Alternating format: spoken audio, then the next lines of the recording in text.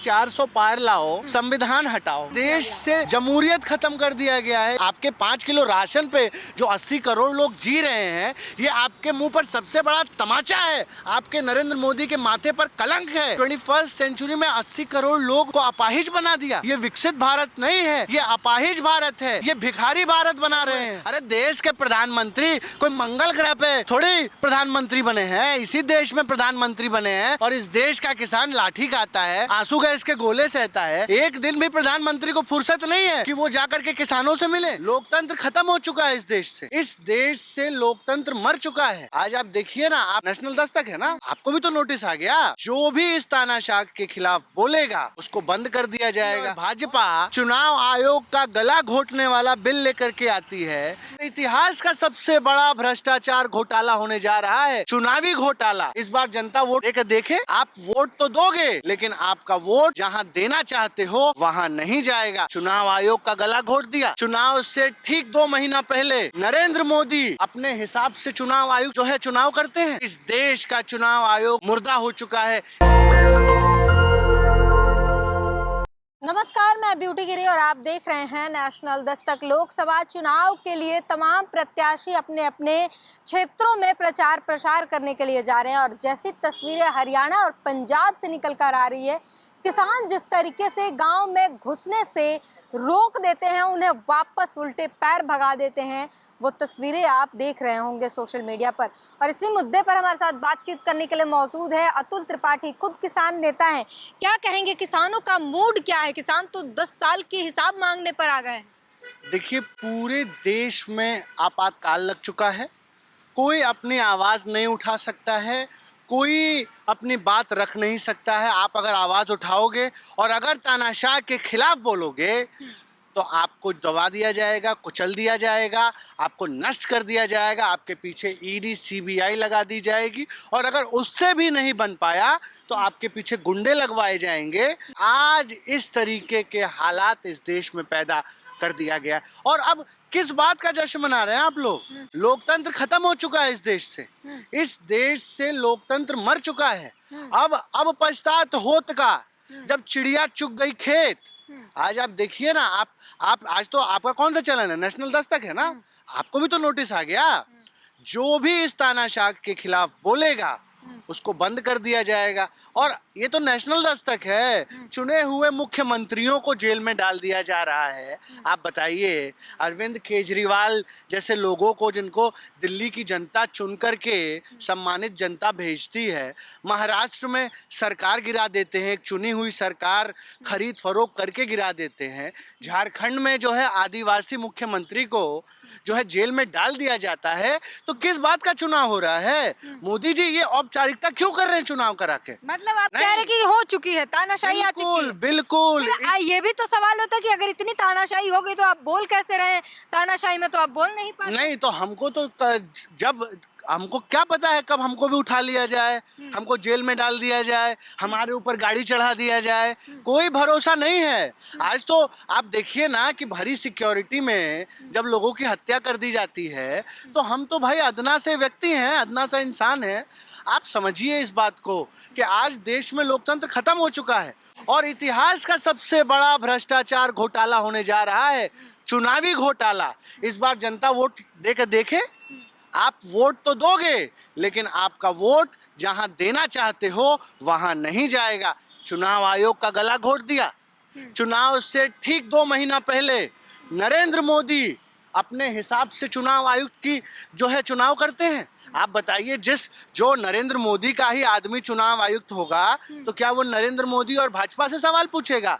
कतई नहीं पूछेगा। इस देश का चुनाव आयोग मुर्दा हो चुका है। इस देश से लोकतंत्र नाम की चिड़िया उड़ चुकी है। जो भी अगर न्याय हित में काम करे वो गुलाम हो गया। मेरी बहन, एक बात आप समझिए, ये जो मोदी जी सीना ठोक के कह रहे हैं 400 पार, आज आप बताइए ना, आप ग्राउंड पर हैं, आज हरियाणा के गांवों में किसान इनका स्वागत कर रहा है, देख रही है ना?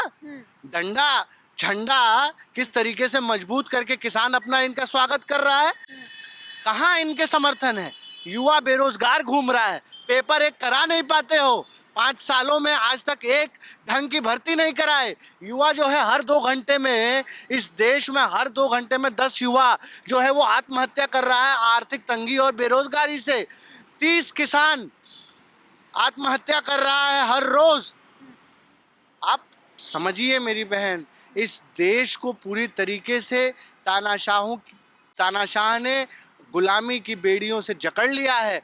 और अब तो एक ही रास्ता है, क्रांति। और क्रांति की बात कर रहे हैं आप लोगों ने सिर्फ प्रधानमंत्री को बदनाम करने का काम किया है, डिक्टेटरशिप और तमाम तरीके से सिर्फ प्रधानमंत्री को बदनाम करते हैं, जबकि कहीं ये बात जाती है कि ईडी सीबीआई इतना स्वतंत्र होकर पहले कभी काम नहीं किया था। हाँ, इसीलिए इनका नेता बोल रहा है कि हर चौकी, हर थाने पर जो है ईडी का एक अधिकारी बना दो, बैठा दो, और जो है सबके फिर जांच कराओ और फिर सबको जो है भाजपा में शामिल कराओ। तो ये पूरा सुनियोजित चाल है। और ईडी में क्या ईडी को मजबूत बनाता है?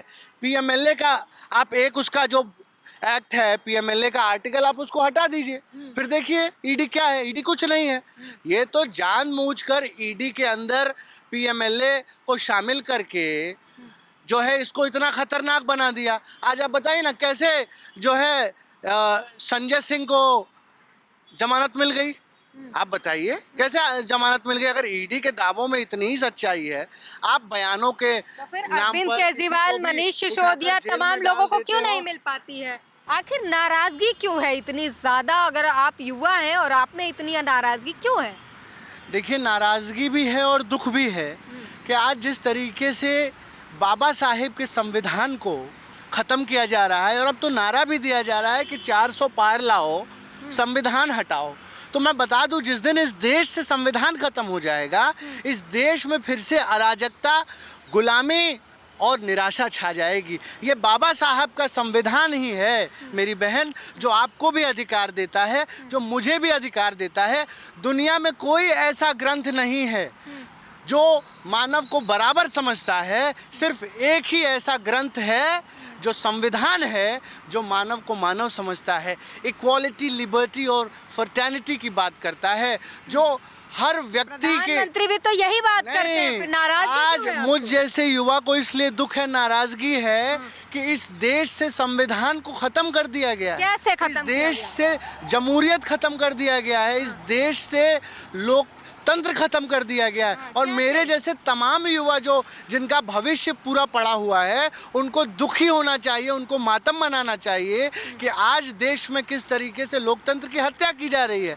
आप बताइए, दिसंबर 2023 में शीतकालीन सत्र में नरेंद्र मोदी और भाजपा चुनाव आयोग का गला घोटने वाला बिल लेकर के आती है, जिसमें चुनाव आयुक्त की नियुक्ति सीधे सीधे प्रधानमंत्री जी करते हैं। मेरी बहन, आप एक लॉजिक बताइए, जिस चुनाव आयुक्त की नियुक्ति स्वयं प्रधानमंत्री करेंगे, क्या वो चुनाव आयुक्त नरेंद्र मोदी से सवाल पूछेगा? क्या वो चुनाव आयुक्त भाजपा और आरएसएस की चुनावी गड़बड़ियों को आगे ला करके रखेगा? कभी नहीं रखेगा। चुनाव आयुक्त, आज तो एक और कानून पास कर दिया कि चुनाव आयुक्त के ऊपर जो है मुकदमा नहीं हो सकता है। आप बताओ, लोग मुकदमे से ही तो डरते हैं, कोर्ट से ही तो डरते हैं, वो अधिकार आपने जनता से छीन लिया। तो इस देश में आप जो सबसे बड़ी संवैधानिक संस्था है, जिसके माध्यम से जमहूरियत में, लोकतंत्र में जो है प्रधानमंत्री को चुना जाता है, अगर वही पूरी प्रक्रिया संदिग्ध हो जाए और चुनाव आयोग जैसा संवैधानिक संस्था जो है वो एक भाजपा जो है पार्टी की तरह, भाजपा के सहयोगी दल की तरह काम करे, तो मुझे लगता है कि इससे बड़े शर्म और दुर्भाग्य की बात इस देश के लिए कुछ भी नहीं हो सकती है। और नरेंद्र मोदी को जो ये कॉन्फिडेंस आ रहा है ना मेरी बहन कि 400 पार, अरे ये कॉन्फिडेंस कहाँ से आ रहा है? काम किया है इसलिए आ रहा है। जमानत तो बच नहीं रही इनकी नेताओं की। आपको, आप बताइए ना, मैं अगर लोकतंत्र में चुनाव लड़ता हूँ और मुझे पता है कि मैं चुनाव जीत जाऊंगा, किसी को नहीं पता होता है कि कौन चुनाव जीतेगा या कौन हारेगा। ये तो जनता के अंदर की बात है, जनता की मोड़ की बात है, आपके काम के ऊपर बात है।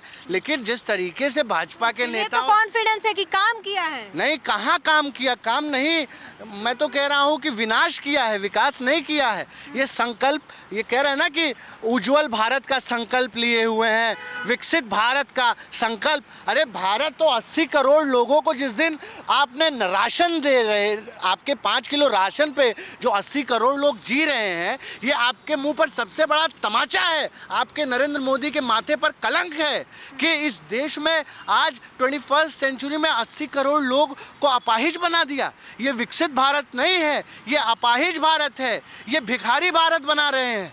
आप बताइए ना, आज आपने, इसका मतलब है कि और 5 साल आपने इस देश के 80 करोड़ लोगों को गरीब रखना है, उनको निकम्मा बनाए रखना है। और तानाशाह यही तो चाहता है कि जनता गुलाम रहे, अपने पैरों पे खड़ा ना हो।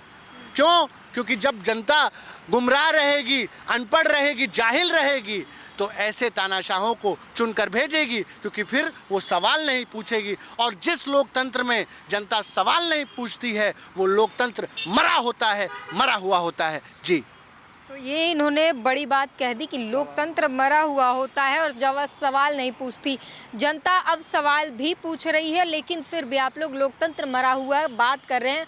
आप लगातार कह रहे हैं कि लोकतंत्र खत्म हो चुका है, लेकिन वहीं दूसरी तरफ ये आता है कि सवाल कैसे, आप अगर पूछ रहे हैं, बोल रहे हैं, तो लोकतंत्र है, सिर्फ बदनाम करने के एजेंडे चलाए जाते हैं। और यही जो है, अभी हाल में देख ले, प्रधानमंत्री नरेंद्र मोदी तमाम गेमर्स हों या फिर वेबसाइट डेवलपर हो, तमाम युवाओं से मिल रहे हैं, युवाओं को प्रोत्साहित कर रहे हैं। ये आपसे सारी चीजें नहीं दिखती आप लोग? नहीं, हमने कहा कि मोदी जी जो है सोशल मीडिया इन्फ्लुएंसर से ना मिले, यूट्यूबर से ना मिले। मोदी जी सबसे मिले, लेकिन किसानों से भी तो मिल ले मोदी जी। आप बताइए ना, खनौरी बॉर्डर पर अभी वीडियो वायरल हो रहा है, किस तरीके से किसानों के ऊपर ये सरकार गोली चलवा रही है। आप बताइए ना, कितने, कभी आपने देखा नरेंद्र मोदी को गाजीपुर बॉर्डर आते हुए, खनौरी बॉर्डर जाते हुए, शंभू बॉर्डर जाते हुए? अरे देश के प्रधानमंत्री कोई मंगल ग्रह पे थोड़ी प्रधानमंत्री बने हैं, इसी देश में प्रधानमंत्री बने हैं। और इस देश का किसान लाठी खाता है, आंसू गैस के गोले सहता है। एक दिन भी प्रधानमंत्री को फुर्सत नहीं है कि वो जाकर के किसानों से मिले, बेरोजगार युवाओं से मिले। किससे मिलते हैं? मणिपुर क्यों नहीं जाते हैं भाई प्रधानमंत्री? मणिपुर से क्यों नफरत हो गई है? मामला था, कृषि मंत्री ने तो बात की ना, लोग नहीं माने। ये नौजवानों से नहीं मिलेंगे, ये किसानों से नहीं मिलेंगे, ये मजदूरों से नहीं मिलेंगे, ये बेरोजगारों से नहीं मिलेंगे। क्यों? क्योंकि भाई इनके पास उनके लिए कोई विजन ही नहीं है। ये तो किसान विरोधी लोग हैं, ये तो युवा विरोधी लोग हैं। ये क्यों किसान? ये तो तमाम यूट्यूब पे नचनिया, गवनिया, इन्फ्लुएंसरों से मिलेंगे। क्यों? क्योंकि यही लोग जो है मोदी कह रहे हैं। नहीं, ये तो मोदी जी का चेहरा चमकाएंगे, इसीलिए ये मोदी जी इनसे मिलेंगे। किसान से नहीं मिलेंगे, अदानी से मिलेंगे, अदानी का पैसा माफ करेंगे, क्योंकि नरेंद्र मोदी का चेहरा अदानी चमकाएगा। 4,332 रुपया मेरी बहन, हर मिनट 4,332 रुपया मोदी जी के चरित्र को चमकाने के लिए इस्तेमाल हो रहा है। ये क्या जनता के पैसों के जो है लूट नहीं है? तो मेरी बहन आप समझिए, आज ज़रूरत है इस देश के युवाओं को जागने की। और कोई हिंदू खतरे में नहीं है, इस देश के युवा की बेरोजगार युवा का रोज़गार खतरे में है। आज आप बताइए ना, दर दर की ठोकरें खा रहा है, लात खा रहा है, जूता खा रहा है इस देश का भविष्य। और एक पेपर ठीक से ये नहीं करा पा रहे हैं, बेरोज़गार आत्महत्या कर रहा है, किसान आत्महत्या कर रहा है। हर मिनट, हर 3 मिनट में इस देश की महिलाओं के साथ बलात्कार हो रहा है। आज एनसीआरबी का डाटा है कि हिंदुस्तान किस तरीके से नए नए क्राइम के रिकॉर्ड बना रहा है। तो मेरी बहन आप समझिए, आज इस देश को ये समझना पड़ेगा, हमें बाबा साहेब को याद करना पड़ेगा। आप इतिहास में इंसानों को गुलाम बनाने वाले बहुत से बादशाह, हजारों बादशाह हुए। ना क्या कुछ इन्होंने तमाम जो एनसीआरबी के डाटा से लेकर किसानों के हालात बता दिए। खुद किसान नेता हैं, जमीन पर जानते हैं किसानों का मूड क्या है, किसान क्या चाहते हैं, और किसान बता भी रहे हैं। वो 10 सालों का हिसाब पूछ रहे हैं तमाम बीजेपी प्रत्याशियों से, नेताओं से कि क्या कुछ किया, जब हमारे कदमों में कीले गाड़े गए तब आप चुप क्यों थे, ये सब हिसाब मांग रहे हैं।